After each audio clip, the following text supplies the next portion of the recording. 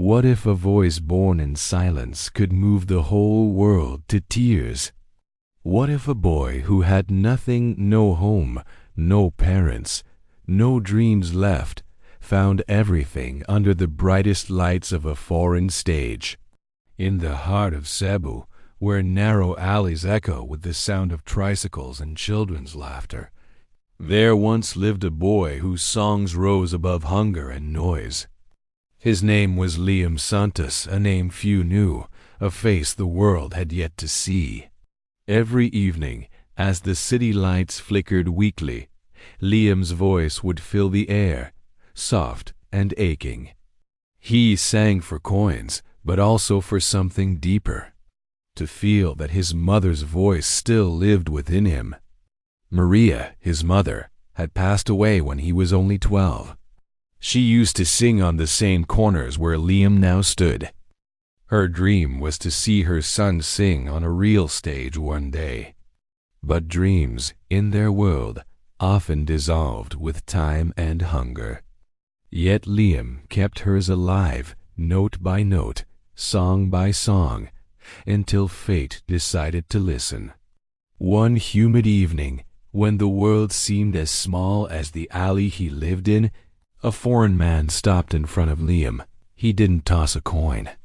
That man was Mr. Peterson, a visiting teacher from London, who had spent his life searching for voices that could move souls. And in that boy from Cebu, he heard not just talent but truth. Weeks later, Liam stood trembling under the golden lights of Britain's Got Talent, his bare feet hidden inside borrowed shoes. The world didn't know his name yet, but in a few minutes they would never forget it.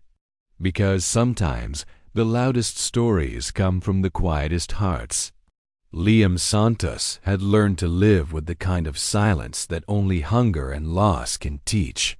He was 16, thin but wiry, his skin darkened by the Cebu sun. His eyes carried a quiet sadness, yet when he smiled, rarely, it was like sunlight breaking through clouds.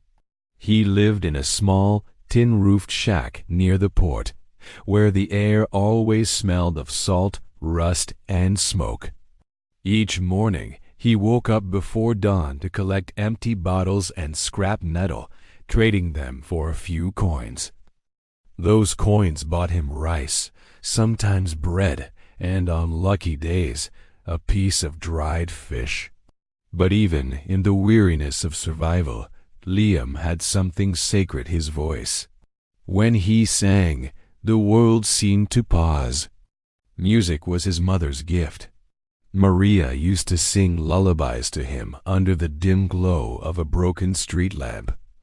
Even after her passing, Liam still sang those same songs, his voice trembling with memory. He sang not just to survive, but to feel close to her, to fill the emptiness that words could never reach. Liam never complained about his life. His dreams were small and quiet, a warm meal, a safe place to sleep, and a day where no one chased him away from singing on the corner. He found peace in small things, the sound of rain on the roof, the laughter of children passing by, the way the sea shimmered at sunset. But beneath that quiet routine lived a longing, a hidden hope that maybe, just maybe, his voice could carry him somewhere beyond the slums, beyond the streets that remembered his mother's name.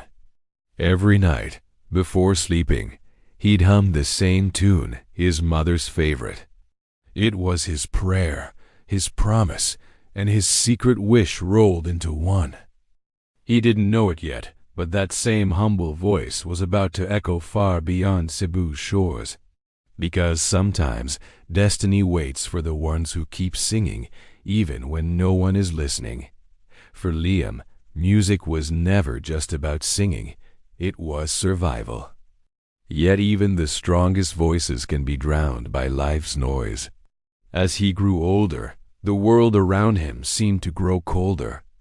The people who once dropped coins into his old tin can began to walk past without looking. His songs, Once his comfort now felt like whispers against an indifferent sky. There were nights when Liam questioned if his voice even mattered. The city's noise was louder than his dreams, the roar of buses, the chatter of strangers, the clatter of plates and houses that were not his. His small world was shrinking, and every echo of his song reminded him of what he had lost. The loss of his mother still haunted him like a wound that refused to heal. Her laughter, her warmth, her belief in him all gone too soon. Sometimes he imagined her standing at the corner, smiling as he sang. But when he blinked, there was only the empty street light and the wind carrying his song away. He often blamed himself quietly for not being able to save her when she fell ill. The hospital bills were too high. His voice too powerless. One rainy night, as thunder rolled above Cebu, Liam's voice cracked mid.